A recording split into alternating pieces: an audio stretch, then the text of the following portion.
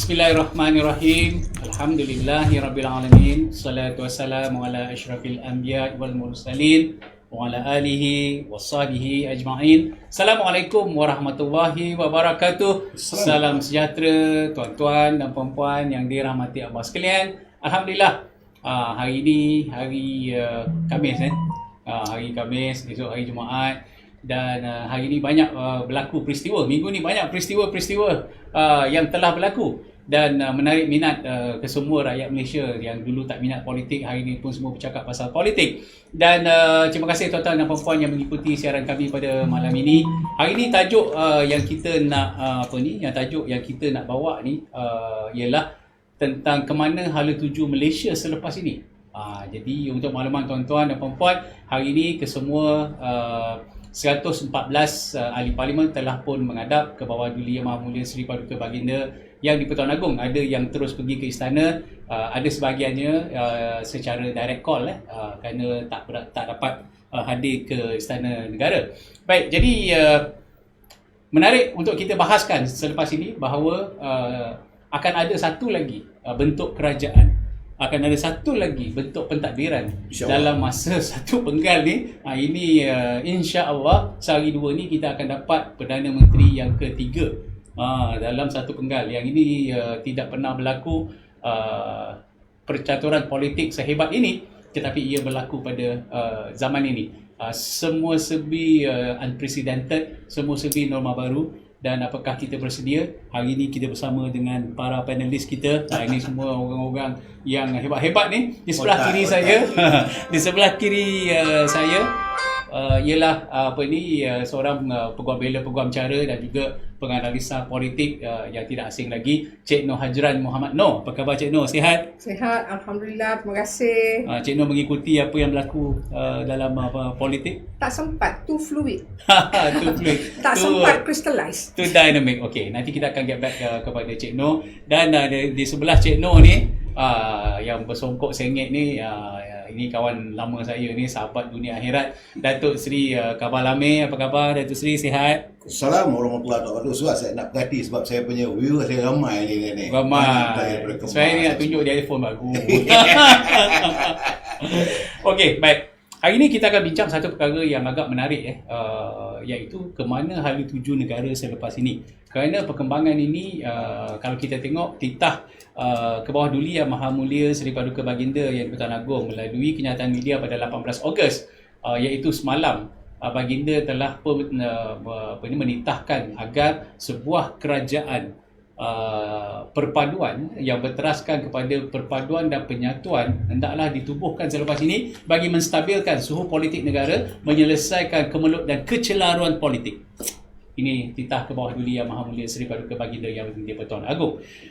Baik, saya nak tanya kepada yang paling otai lah kan, yang paling otai lah dulu jawab soalan saya. Baik, Datuk Seri Kamal Amir, apa pemerhatian Datuk terhadap perkembangan mutakhir ini? Silakan.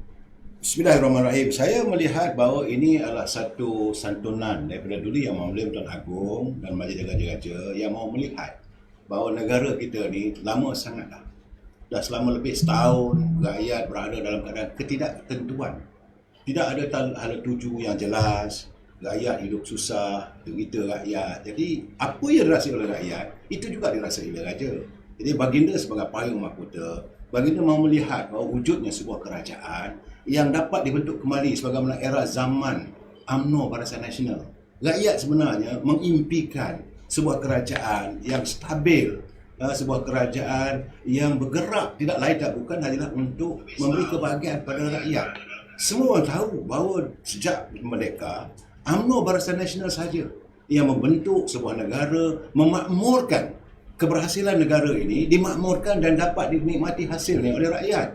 Jadi Baginda merasakan sejak ketempangan politik berlaku selepas pilihan raya 2018, itu pilihan raya ke-14, rakyat terperangkap dalam suka, akhirnya duka yang teramat. Rakyat berada dalam kehidupan yang terlalu sukar, ekonomi yang jatuh, kemudian datang pula wabak virus corona yang menyerang. Jadi berlarutan pula lagi dengan ketempangan politik, dia ada pula jadi kerajaan baru juga. Akhirnya rakyat tak bermaya kehidupan mereka. Inilah yang Tuanku minta supaya diwujudkan kembali sebuah kerajaan yang stabil. Sebab itu kalau Datuk Aizan tengok ya, kenyataan daripada penyimpan mohon Majlis Gajah-Gajah Melayu dan Gajah-Gajah itu Agung mahukan sebuah kerajaan yang stabil, yang mahu menyantuni kehidupan rakyat. Gertinya istana amat memahami. Sebab itu kita ni negeri kita ni negeri gajah. Ni Datuk Aizan. Masalahnya kadang-kadang mereka cuba nak menafikan. Dalam keadaan begini, pimpinan yang terbaru ini yang mungkin insya-Allah akan dibentuk besok. Kabarnya lah, kita pun tak tahu lagi, akan dibentuk besok selepas mesyuarat Majlis Gajah-Gajah. Tentulah hasrat ini akan diterjemahkan oleh pimpinan yang baru yang akan diberi mandat oleh istana untuk mentadbir negara. Okey. Matlamatnya satu saja, kembalikan kehidupan rakyat untuk tidak lagi terpasung di rumah sendiri. Itu pandangan saya. Okey, baik. Oh, banyak dah dia dah lontar macam peluru tak berhenti-henti dia. Maklum dah lama kita tak pergi live Datuk Gamal. Okey, baik. Cik Noh pula. Cik Noh sebagai seorang pengamal undang-undang, sebagai seorang profesional, apa perasaan Cik Noh dan apa pandangan Cik Noh terhadap perkembangan politik yang mutakhir ini, menyaksikan satu lagi kerajaan jatuh dan pentadbiran yang baru akan mengambil alih? Sila.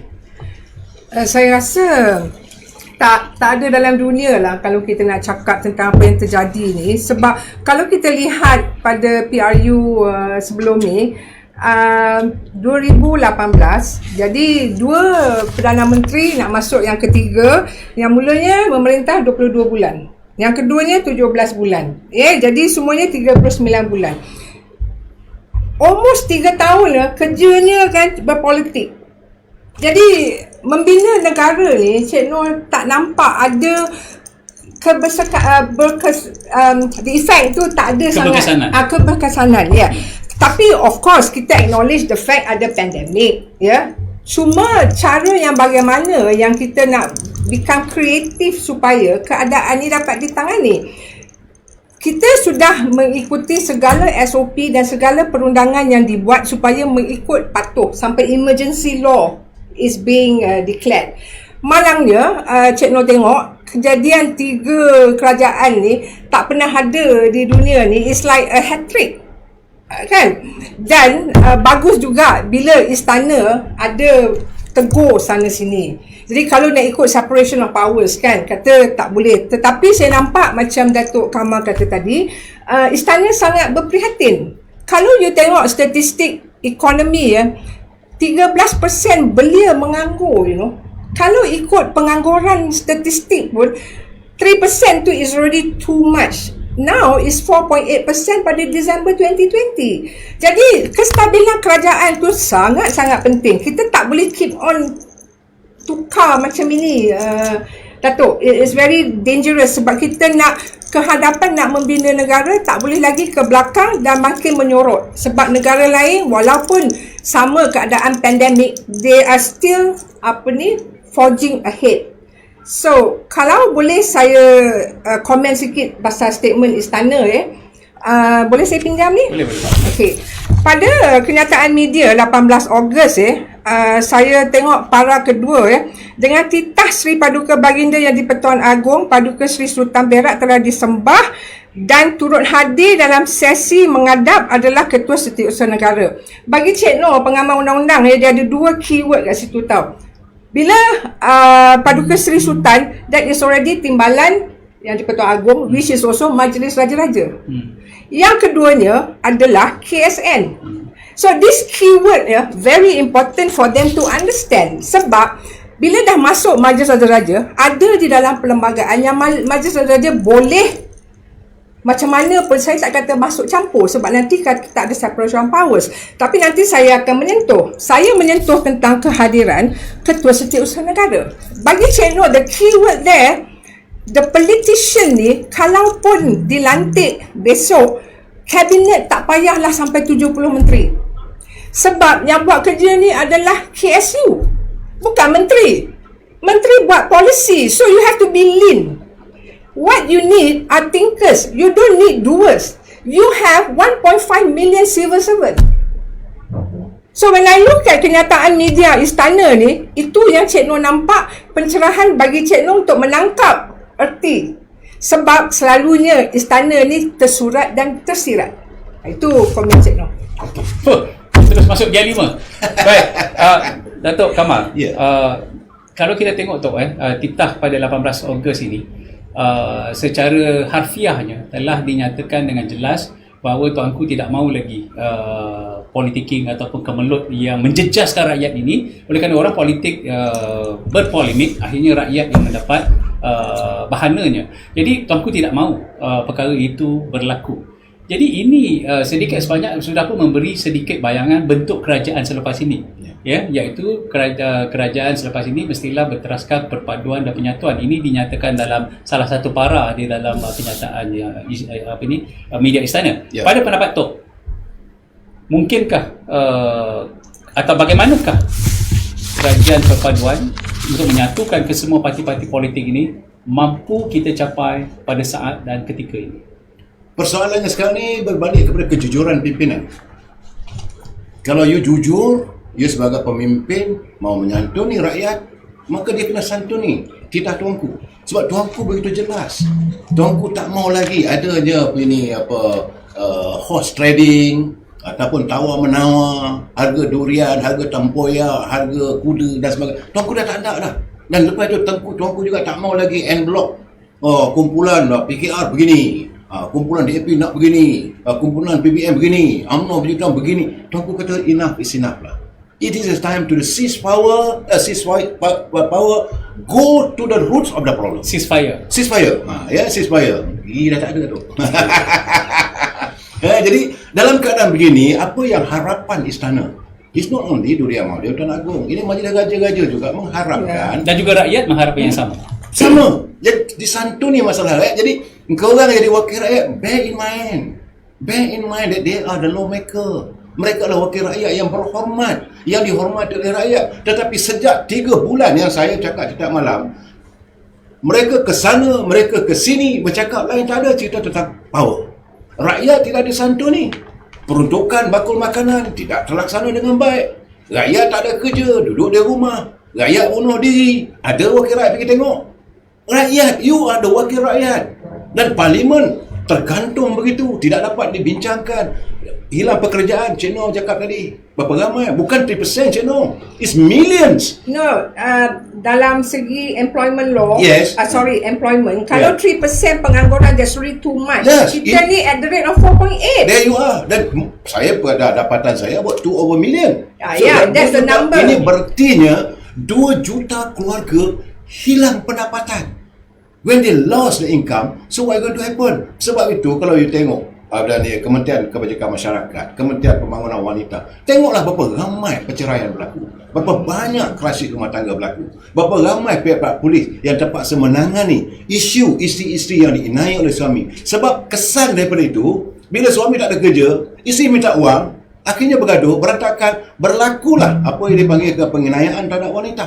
Domestic violence. There you are. Kemudian anak-anak, apa yang berlaku? Jadi tuanku takkan nak tengok rakyat dia akan terus hidup dalam buta huruf. Kita negara yang telah maju. Kadang sekarang ni anak-anak terpaksa duduk di rumah. Pandemik tidak ditangani. You nak minta adakan apa darurat. Okey, rakyat terima. Agong setuju, istana setuju. Tetapi apa akhirnya? Hari ini 22,000 rakyat kita. 1.4 over million. Dalam keadaan nisbah yang sebegini, people tak boleh accept dia anymore. Sebab itu, tuanku mengharapkan ceasefire. You all duduk semeja, tak kisahlah Anwar Ibrahim ke, Datuk Ismail Sabri ke, Bosku ke, Lim Guat Eng ke, Lim Kit Siak ke.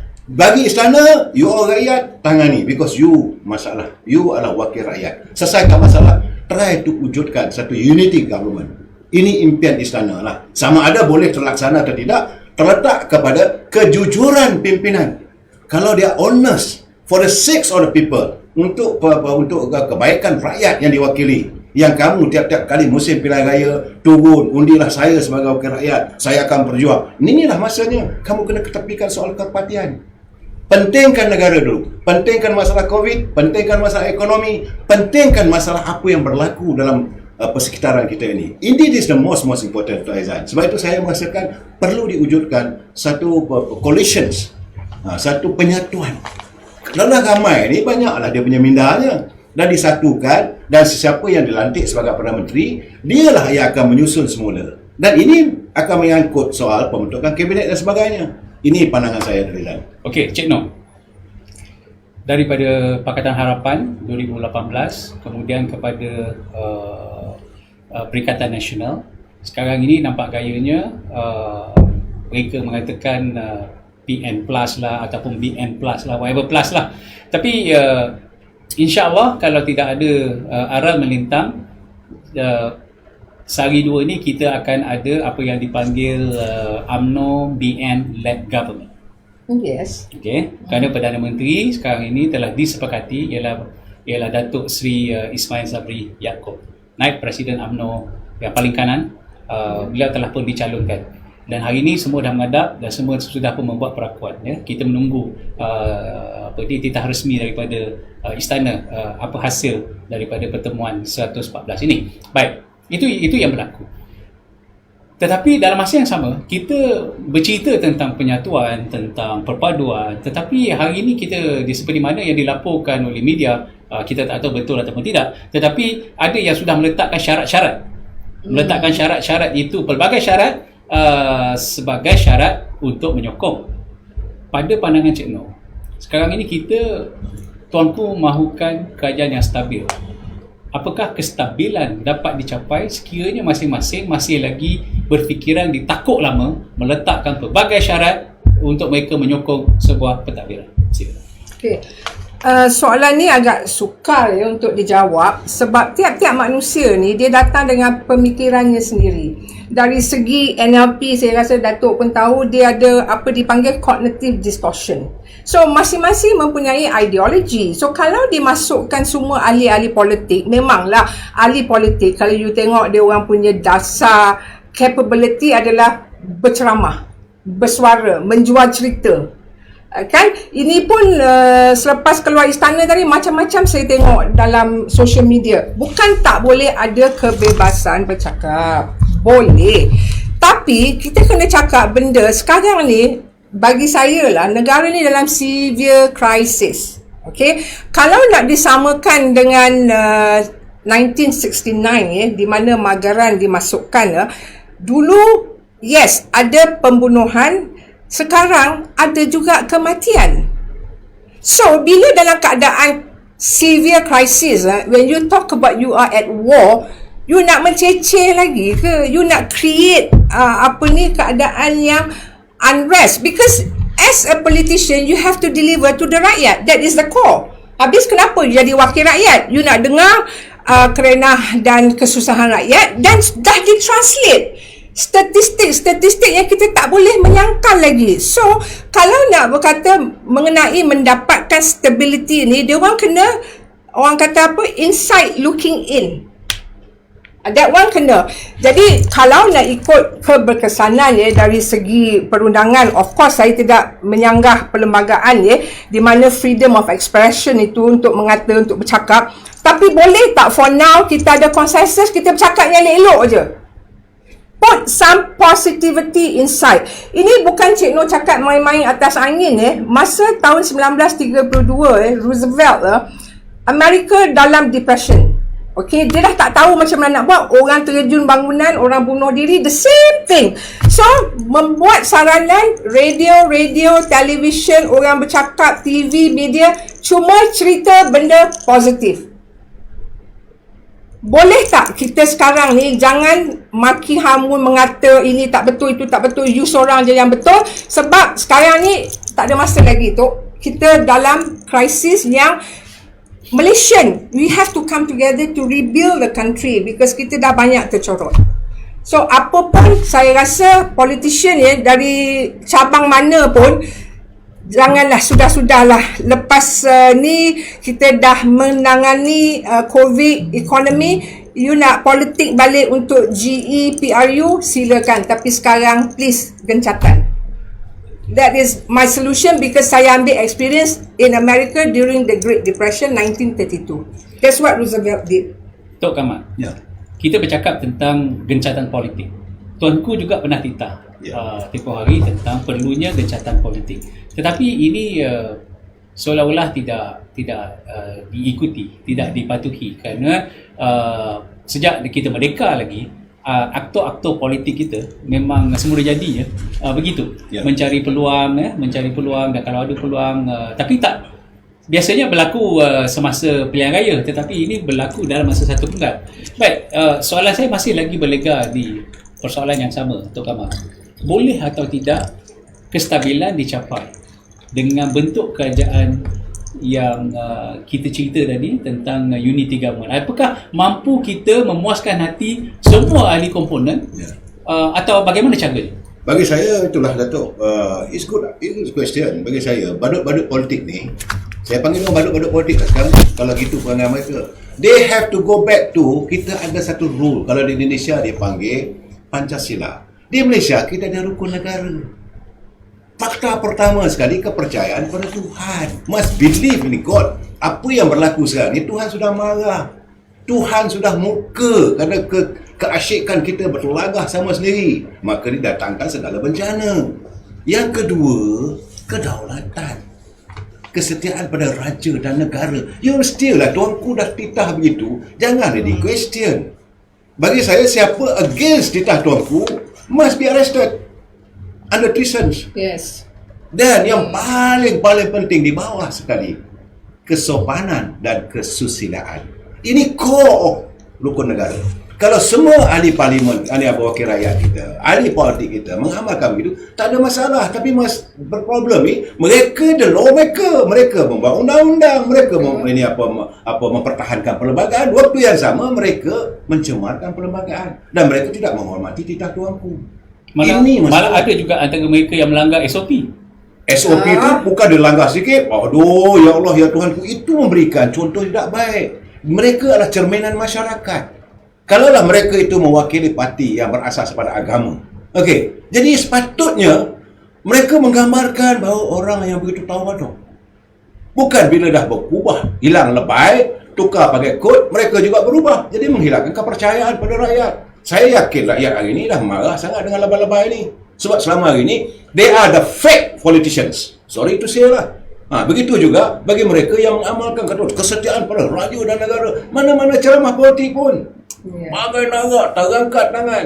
Begitu juga saya nak criticize sikit lah. Terus terang, Datuk kita tak setuju. Saya, ini parti kita. Ya, parti kita pertama-tama sekali, Datuk, kita diasaskan adalah mempertahankan raja.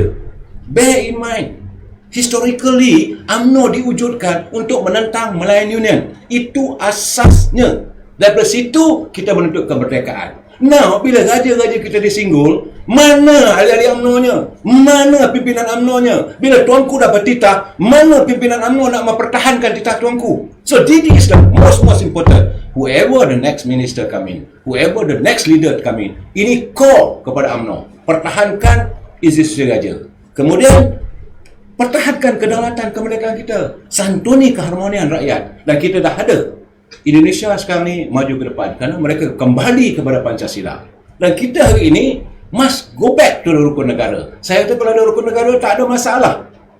Rukun negara diwujudkan untuk rakyat yang berbilang kaum. Kita dah ada perjanjian. Josolai ada perjanjian itu, ada sepah perjanjian. Cik No, you ada person yang involved dalam perundangan. Macam-macam akta ada. Malahan kadang-kadang saya mendak cuma satu je, Datuk Aizan. Saya rasa kecewa sedikit lah bila dalam sebulan 2 bulan tu mereka mengizinkan, politik mengizinkan bahawa kuasa raja ini dipertikaikan di khayal ramai. Itu yang saya tak boleh tahan. UMNO sepatutnya mempertahankan. Jadi mulalah mereka berkata artikel perkara 43, kuasa raja 150, kata ini report balik 142, report balik 42. Rakyat jadi keliru. Dalam kekeliruan itu rakyat kata betul raja kita berkuasa. This is the main core mesti dipertahankan. Itu pandangan saya lah. What say you? Ini saya nak tambah sikit ya. Please. Apa ni, rukun negara ni sebenarnya adalah ideologi kebangsaan. Ideologi kebangsaan ya. Mungkin ramai yang tak tahu lahirnya rukun negara ni adalah Mageran 1969, 1971. Yes. Okey. Dan dari Mageran itulah juga lahirnya Dasar Ekonomi Baru dan Sedition Act. Ya. So that's why saya kaitkan tadi tentang severe crisis.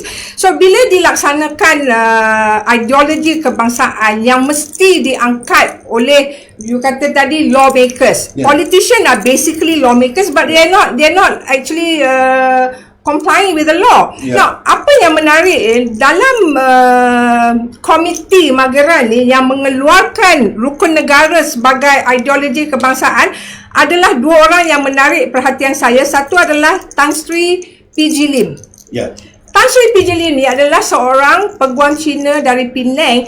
Dia telah mempertahankan seorang guerrilla komunis, ya, defending a communist guerrilla dalam kerja dia. Macam Cik Noh jugalah, kita defend orang. Dan dia boleh dimasukkan dalam constituency komiti ni. Semuanya ada 67. The other one is Tan Sri Syed Hussein Alatas. Yes. You know how orang kata apa, aggressive he is, tapi dimasukkan. So when you talk about difference of opinion, this is the time that we have to come together, put our heads together. Saya dah kata tadi, kita tak perlu dua dah banyak. Kita perlukan pemikir, unit thinkers now yang akan datang kebersamaan bagaimana untuk mencorak balik negara ni. Kalaupun kita nak kena reset, kita kena buatlah undang baru ke, dasar baru ke, apa, itu kita kena buat. Baik. Tok Kamal. Ya. Apa pun yang kita cakap dekat sini, hujung-hujungnya pada insya-Allah esok atau lusa setelah upacara mengangkat sumpah, dan kita akan melihat satu cabaran baru kepada Perdana Menteri yang Baru, ya. yang akan dilantik nanti, Perdana Menteri yang ke-9, Ya. Untuk beliau membina kabinetnya, Ya. dan untuk beliau memahami denyut nadi rakyat dan cuba menyelesaikan masalah-masalah itu. Kerana mereka tidak ada 3 bulan, mereka tidak ada 100 hari untuk membuktikan bahawa mereka boleh mentadbir. Dah tak ada, rakyat dah tak buy in benda itu. Baik. Dalam keadaan hari ini, saya agak bimbang dan gusar. Kenapa? Kerana kalau kita nak menjaga hati dan perasaan ni, tak mungkin kita boleh memuaskan hati semua orang. Yes. Apa lagi di kalangan aktor-aktor politik. Ya. Impossible pada pandangan Tok Kamal. Saya sebab itu sebenarnya kerisauan, Datuk, adalah juga kengerian bagi saya. Kerana saya merasakan calon pemimpin yang akan datang ni, dia tidak mempunyai lampu ajaib. It's not Aladdin with apa magic lamp. Tidak ada tongkat sakti yang boleh sentuh saja boleh jadi. So dalam keadaan kecelaruan begini, mengambil masa yang agak panjang. Saya tidak jangka kalau Datuk kata 100 hari boleh selesai. Kita tidak akan dapat selesai. Sebab to be honest, Cik Noh boleh rectify ataupun menyatakan pada saya, pada pendengar kita, bahawa kedudukan ekonomi kita ni robek, koyak, rabak. Dan semalam Fish mengatakan bahawa kita ni, Malaysia Economics, from nothing is going to zero. Yes. Nak bermula sekarang ni ekonomi ni, dan expectation rakyat terlalu tinggi untuk memenuhi kehendak. Sebab itu sekarang ni pimpinan yang akan berada di anjung kuasa di Sri Perdana, pertama-tama sekali dia kena set satu biro penerangannya. Kemudian kemenangannya, KKM ni apa semua. Ini tak kisahlah Jacob ni dia buat kerja mengarut apa semua ni. Okay, so you must beri penjelasan pada rakyat. Okay, apa kita punya roadmap kita? 2, seorang pimpinan dia mesti mewujudkan satu dasar, the economic policy. Dia most important. Rakyat nak tahu, pelabur nak tahu what is our Malaysian economic policy. Dan pelabur pula dia nak tahu what is our foreign policy. Dasar luar kita. Apakah kita masih kekal dengan macam mana yang dinyatakan oleh almarhum Tun Razak, Malaysia tetap dengan Zafwan. Datuk jangan lupa Datuk, sekarang ni that is a tide. Sekarang ni tengah tense dekat South China Sea between the Americans, dengan the superpower, dengan China dan sebagainya, dan hampir dengan kita ni. So macam mana kedudukan menteri luar kita? Sejak benda ini berlaku, tense berada di Laut Cina Selatan, langsung tidak sentuh, dan kita tak menyatakan dasar kita. Sepatutnya kita punya dasar Zafwan. Dasar kita menyantuni semua negara dengan baik, dan kita tak mau ada perbalahan dan sebagainya. 2. Yang ketiga, apa dasar dalam negeri kita? Apakah mau dipertekatkan lagi ISA? Apakah perlu diperkukuhkan balik ini segala penguatkuasaan? Jangan penguatkuasaan nanti akan berlaku undang-undang 2 darjat. Okey, mereka yang berada di kayangan menteri, timbalan menteri boleh makan, boleh berpesta, buah durian apa semua dalam kebun. Rakyat keluar nak beli buah durian kena tangkap, pam, kena RM2,000. Budak jual burger tak pasal-pasal kena RM50,000. Didis membuatkan kerajaan apa ni? Menteri boleh pergi masuk pergi kedai. Semalam ada juga mantan menteri keluar dengan tak ada lituk. Kita pun salah juga ni tak pakai lituk. Vaksin. Kita vaksin 2. Nah, ini maksud saya bahawa artinya undang-undang 2 darjat ini mesti dihapuskan. Dan rakyat bawa, dan yang paling sekarang ni Dato', rakyat terkurung dah 2 tahun, dah setahun dah duduk di rumah tu. Setahun dia duduk di rumah, ya Allah, mereka terpenjara di rumah sendiri. Ini sesuatu benda yang perlu ditangani. Dan paling penting, addiction anak-anak. Apa yang dijanjikan sebelum ini, sebab kerajaan hari ini akan datang ni, dia akan melunaskan apa yang dijanjikan. Mana iPad-nya yang dijanjikan 150,000 pad untuk anak-anak untuk belajar dari rumah. Takkan kita besok nak buka sekolah? Kita tak tahu lagi, kan hari ini 22,000 dah orang yang dijangkiti oleh virus corona. Takkan nak ikut kerja yang separuh masak ni, nak buka balik sekolah, nak dedah pada anak-anak kita pada ini virus corona. It's too bad bagi saya. So dalam keadaan begitu, belajar dari rumah tu mereka perlukan equipment. Perlu equipment, artinya iPad mana yang janjikan, bajet dah keluar. Yang saya selalu persoalkan, because kerajaan dah meluluskan, dia ambil duit daripada kantong negara. Where is the money? You are giving to whom? Dan rakyat nak tahu. 600 bilion ni kamu bawa ke mana? Kamu suruh ke mana? Bawa bantal ke? Bawa tilam ke? So rakyat nak tahu. Ini simple language saya gunakan, Datuk. Saya minta maaf, Datuk. Sepatutnya saya berbicara dengan dari segi ekonomi bahasanya kan. Tapi saya nak menyantuni dengan bahasa yang mudah sangat. Supaya rakyat faham. Because sebab itu saya kata, Kementerian Penerangan mesti mewujudkan satu penjelasan dan penerangan. Go macam dulu ada propaganda lah. Kan? Sekarang ni kita dah ada internet apa semuanya. Dan paling penting, paling penting, this 5G ke 4B ke 4D ke apa semua ni mesti dia pertingkatkan so that rakyat boleh dapat informasi kerana hari ini berita ataupun maklumat di hujung jari. Bagi saya, Datuk, kerajaan yang baru ini is going to have a very tough. Dan janganlah sampai akhirnya rakyat merasakan changing a wine in different bottles ataupun saling kulit lah bahasa kita. Tak mahu begitu. Sekarang ni kalau ada Perdana Menteri yang baru, macam mana menyantuni titah tuanku. Kamu daripada DIP pun duduk dalam kabinet. Kamu daripada PEPAS pun duduk dalam kabinet. Kamu daripada Amanah pun duduk kabinet. Matlamatnya satu saja, the country comes first. This is the time kita menuntut ahli politik. This is the time kita menuntut pimpinan-pimpinan politik. Put aside whatever ideology you ada. Walaupun kebetulan UMNO take the lead. So kena support lah. Sokonglah. Kalau tak sokong, you menerhaka pada raja. Go back to the rukun negara. Go back to the law. Treason against the raja. Ini mesti diperkukuhkan. Pandangan saya, Datuk. Baik. Pandangan Cik Noh pula. Kerana ini dimensi baru dalam pentadbiran negara, tuan-tuan dan puan-puan. Biasanya hanya siapa yang menang, siapa yang dapat majoriti, dia lah yang akan rule the country. Tetapi kali ini masing-masing diminta supaya meletakkan kepentingan masing-masing dan duduk semeja berpakat kerana dalam masa yang singkat ini kita perlu menyelesaikan banyak perkara. Secara praktikalnya, Cik Noh, mampukah kita capai perkara-perkara yang seperti ini? InsyaAllah, sebab masa Perikatan menterajui negara, Cik Noh mula ada kerisauan ya. Ini bukan untuk mengkritik siapa-siapa, memberi pencerahan sebagai rakyat Malaysia. What was my worry? Bila Cik Noh tengok Parlimen suspended, tidak ada check and balance, macam Datuk Kamal kata tadi, duit tu ke mana? Rakyat nak tahu.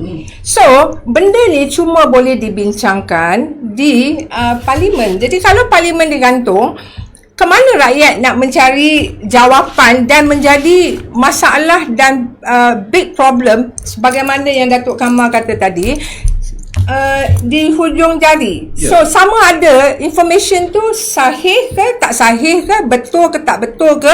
Di sinilah masalah subversif akan masuk. Yes. Kita nak menuju ke arah, ini dah berapa tahun kita nak merdeka ni Datuk. Ni kita dalam bulan merdeka ni. Yes, Okay. So tadi bila Cik Noh bercakap pasal as a rakyat, Cik Noh notice pattern orang kata apa, the human enterprise.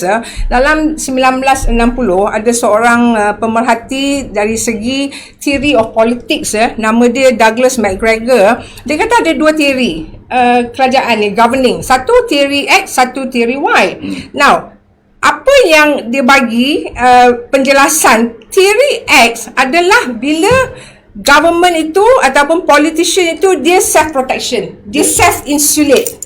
Maksudnya dia self promote, dia controlling dan dia menggunakan central government to take care of them. Syndrome denial. Exactly. Yeah. So this is very dangerous because Douglas kata kalau you continue with this pattern of government, parliament suspended, tak ada bincang, tak ada check and balance, nanti the instinct of the rakyat will go back to animalistic. Yes. Which means akan memerontak. Kita belum sampai tahap tu Hampir. Hampir. Macam Datuk kata tadi, orang dah tarik rambut, domestic violence. So these are all the animalistic, dan termasuk membunuh diri.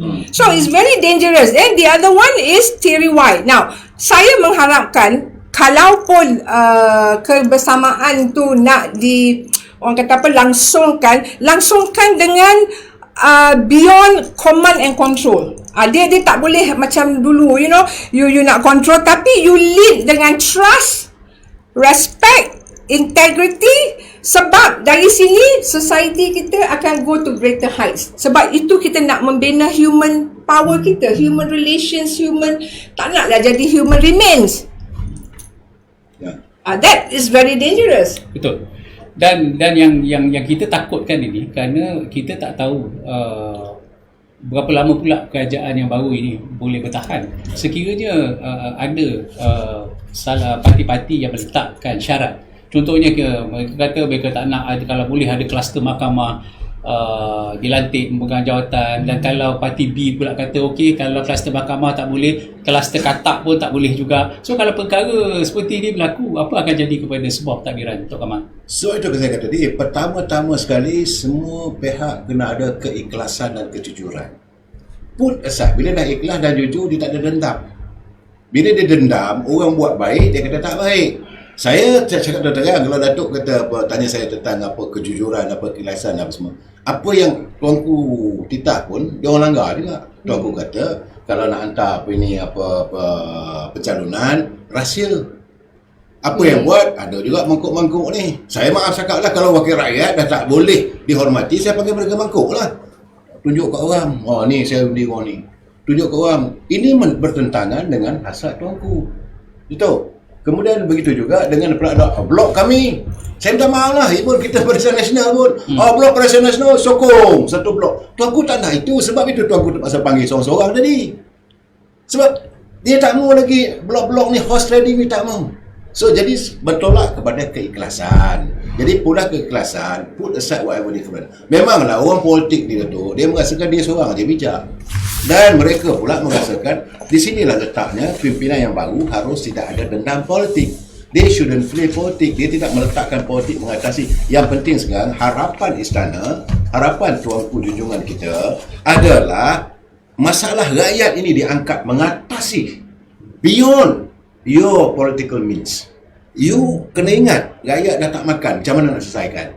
Artinya, kalau bagilah bakul makanan tu, kalau peruntukannya 300, bukannya RM30. Beyond your own means. Kalau boleh, tambah lagi, you sebagai wakil rakyat. Sebab rakyat menderita, you wakil ahli parlimen, ada allowance, you menteri, ada allowance apa semua. Rakyat melihat, rakyat dengan... Semalam saya dengar ada 2-3 bloggers mengatakan, mereka makan steak, mereka makan daging, rakyat dicampak dengan tulang-tulang. This is very unfair. Satu penzaliman, satu kezaliman terhadap rakyat. Kita warga cinta damai. Saya selalu bagi slogan bahawa kita adalah mencari warga cinta damai, dan kita mau menyantuni keharmonian.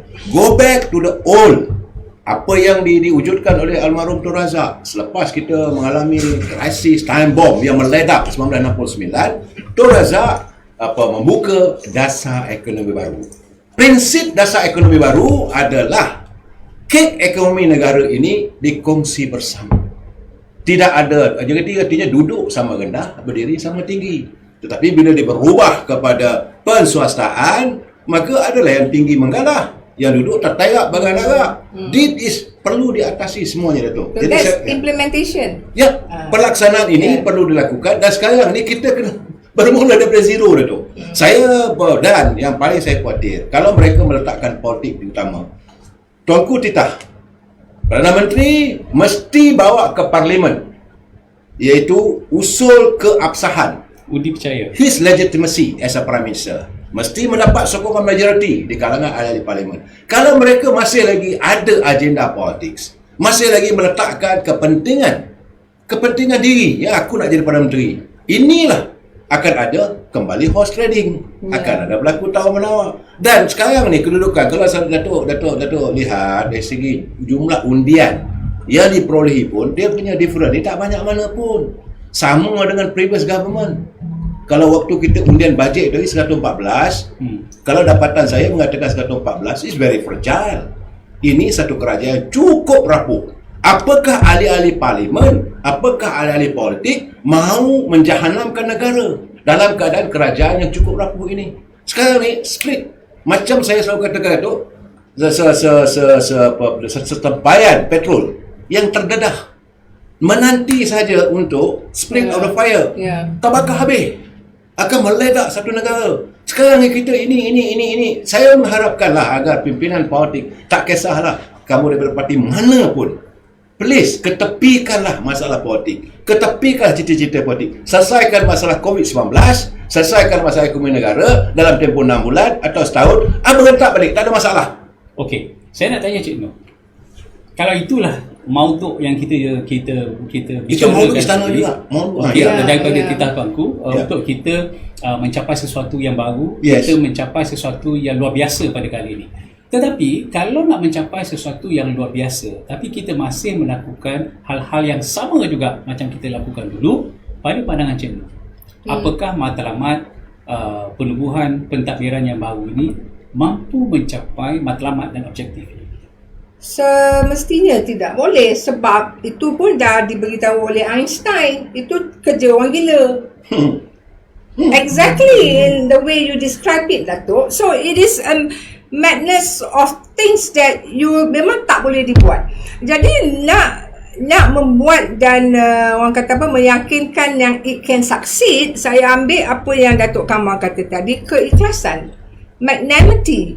Okay, and put aside, you see, saya ni adalah accredited mediator. Dalam accredited mediator ialah mendamaikan parti. Okay, you boleh masuk mahkamah, you lawan, that is litigation. Pompang. Tapi mediation, I akan tanya you, what is your interest? What is your paramount interest? That should be what we should work together for.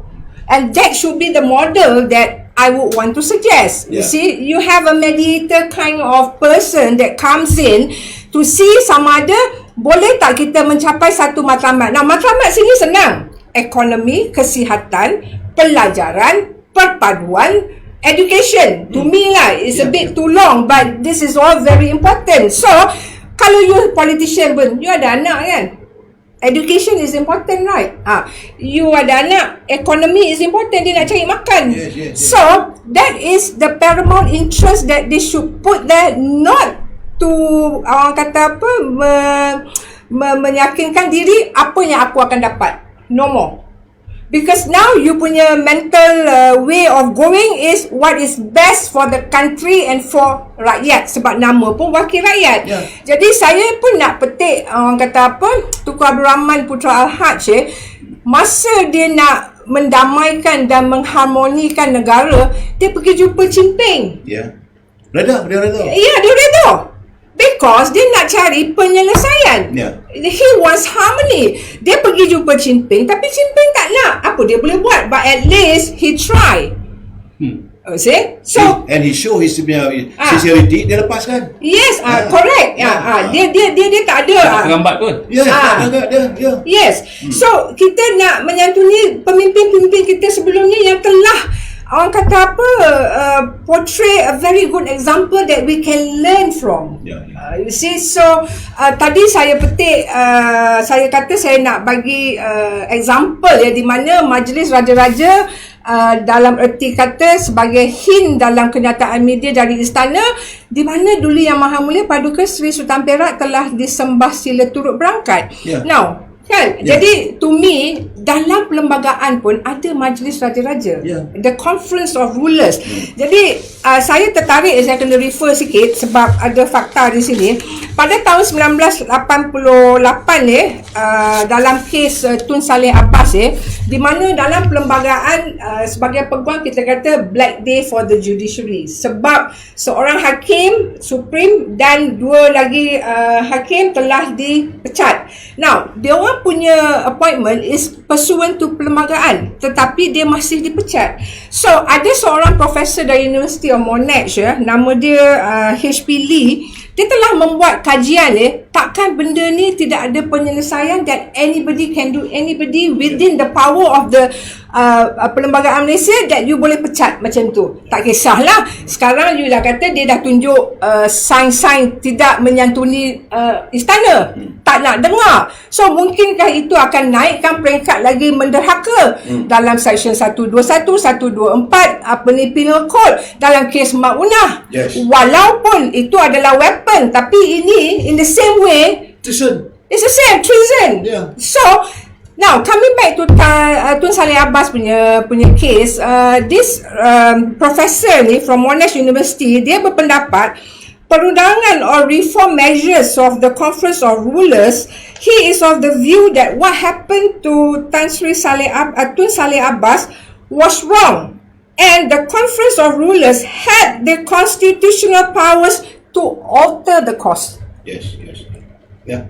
Yes. So, saya sarankan kalau tidak boleh dibuat bagaimana pun, cakap kampung lah. Majlis Raja-Raja. Aku tak tengok je lah. Exactly. So, betul tak tu? Dato' Aizal, saya nak tambah sebab Dato' Aizal, sebab tengok the gist ataupun pembuka kata kepada Tuanku Raja-Raja Tuanku Agong, dia kata dia tidak mahu ada suasana yang menang sekali. Sebab tu dia kata tidak ada yang menang semua. Tidak ada yang kalah semua. Begitulah murninya hati seorang payung negara nak tengok ni. Nah sekarang ni kalau kamu tak nak ikut, macam kata Cik Nur tadi, tak tengoklah jawabnya. Nak buat macam mana? Kan? Baik, sekarang ini kalau sepanjang 45 minit kita berbicara ni, kita dah bersetuju bahawa untuk mencapai kerajaan perpaduan ini, kita harus ada mekanisme baru, harus ada pendekatan politik yang baru, perlu ada semangat yang baru. Kalau tidak, kita hanya mengulangi kesilapan-kesilapan yang lepas, akhirnya sampai pilihan raya lah. Jadi apakah nasib rakyat ini kita mau perjudikan di kalangan dalam masa orang politik sibuk berpolitik, rakyat semakin menderita. Baik, Tok Kamal, soalan cepu emas daripada saya. Now, apa yang perlu kita buat dalam membentuk sebuah pentadbiran yang baru? Kerana kita dah bincang tempoh hari dengan saudara Hisham Jalil. Kita kata kalau nak selesaikan masalah ini, salah satu option yang bagus selepas Perdana Menteri dilantik ialah dengan menubuhkan caretaker government. Tapi itu hanya satu option. Satu option yang lain, buatlah pentadbiran yang baru, ada kabinet yang besar, berjalanlah as it is. Kita pun tak tahu ke mana ada tujunya. Dan yang ketiga, kemungkinan ialah unity government. Jadi ada 3 corak pentadbiran yang ada di sini yang boleh menjadi pilihan. Pada pandangan Tok Kamal, dalam 3 pilihan ni, bentuk pentadbiran yang bagaimana yang mampu mencapai hasrat dan cita-cita tuanku.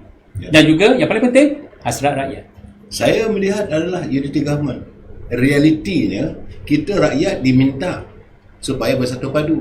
Bersatulah, berpadulah rakyat atas bercakaran. Jadi mereka perangai atas macam kucing bercakaran. Rakyat nak dibawa begitu, tak fair. Pertama, keadilan pada rakyat, unity government. Pembentukan unity government, pemimpin, ini paling penting. Pemimpin mesti tegas. Now you got the carrot, you got the cane. Tak betul kena cane lah. What to do? So ini adalah kena ingat Dato' Aizal, ini adalah choice. Beliau dilantik sebagai Perdana Menteri melalui Majlis Raja-Raja. bukan dari segi the way of demokrasi. Kalau ikut demokrasi, kena serah pada Pakatan Harapan. Nah, sekarang ni dalam keadaan ini kena melihat bahawa dari segi demokrasinya, kalau nak ikut acuan demokrasi, that's why I kata that is the ugly side of demokrasi. Tetapi kalau pemain demokrasi yang demokrat, saya selalu cakap, orang marah dekat saya, orang macam Tengku Razali, dia selalu mengatakan bahawa dalam demokrasi ini, siapa yang menang, yang kalah mesti memperakui yang menang. Dan yang menang tidak boleh menzalimi yang kalah. Itu dia punya pegangan dari segi the total Democrat. Sebab itu saya sayang sangat dengan Yang Mulia Tengku Razali, sebab dia mengamalkan begitu. Tetapi dalam acuan ini, the ugly side of democracy is 2 plus 2 is not necessary 4. The ugly side of democracy, 2 campur 2 bukan 4. 2 campur 2 boleh jadi 6, 2 campur 2 boleh 18, mengikut kehendak ramai. Ini kena badati. So, pimpinan yang diberi tanggungjawab oleh majlis raja-raja, yang diberi kesempatan untuk berada di anjung kuasa Seri Perdana, pertama-tama sekali dia mesti tegas dalam melaksanakan impian rakyat dan impian payung negara kita. So, mesti ada tegas. Kemudian Datuk sentuh tentang kabinet. Saya kata tak perlu ada banyak kabinet. Cukuplah kita 70 orang menteri, timbalan menteri, dan tak buat kerja pun. Tak buat kerja tu? Tak ada. 3-4 orang aja kira-kira. Yang lain tu saya cakap terus terang lah. Saya boleh tanya apa Kementerian Pembangunan Wanita buat? Melainkan tukar badan lah. Dulu gemuk sekali, kurus, cantik. Jadi model. Yang buat kerjanya KSU. Sedangkan wanita yang pergi yang kena COVID, wanita yang mengandung, dia nak pergi vaksin tak dapat. 80 kes. What have you done? Wanita yang kena pukul, yang kena sepak tergajang oleh suami dia semua. Apa pembelaan kamu buat? Kemudian maaf cakaplah, Menteri Agama, mana duit daripada Baitul Mal yang kamu keluarkan? Kita kena billions of money dalam Baitul Mal. Inilah masanya keluarkan duit ni beli makanan. Tak ada suruh simpan. Jadi ini bukan dasar Islam. Bila berlaku musibah, Baitul Mal come in. So, tak kira lah sama ada kamu Islam atau bukan non-Islam, cara Islam. Sebab itu zakat Islam ini penting. Perlu dijelaskan. Jadi ambil duit daripada Baitul Mal yang berbilion-bilion ini, serahkan. Tak kisahlah kamu Islam, kamu Kristian ke, kamu Taos ke, kamu Buddhis ke, kamu Hindu ke, kamu tak boleh ada, mesti diberi pemberian sama rata. Mana Menteri Agama ni? Where have you? Datuk tanya dengan saya, sebab saya kata menteri buat apa? Tak payahlah kalau macam itu. Cukuplah 10 orang aja menteri, kita ada KSN, kita ada KSU. Let them work out. So jadi dalam keadaan sekarang ni, untuk COVID, berbelanja pertama sekali, keluarkan duit daripada khazanah negara yang milik daripada Baitul Mal. Kemudian kumpulan wang simpanan pekerja. Menjerit UMNO bagian negara, malah kita dicaci. Nak keluar duit, bukan duit orang, bukan duit kerajaan, simpanan mereka. Sebab itu saya kata, it's high time. Those yang jaga fund manager ni kena panggil. Mana pergi duit ni? 1 trillion. Bukannya 1 ribu. 1 trillion dolar. Tak apalah salahnya kamu keluarkan pada pengeluar menjerit beratur banyak nak dapat duit. Akhir-akhirnya okey, kita bagi 5,000. Tetapi bukan 5,000. 1,000 macam budak sekolah. So itu 2. Kemudian kena serius dengan syarikat-syarikat perbankan. Now dalam 6 bulan ini total moratorium. Beri semua orang peminjam apa semua ni tak payah kutip hutang dulu. Kelegaan 6 bulan apa semua. Besok kita restructure balik. Sebab mereka dijamin oleh bank negara. Kelulusan setiap bank ini daripada bank negara. When you have a power, make sure you are powerful.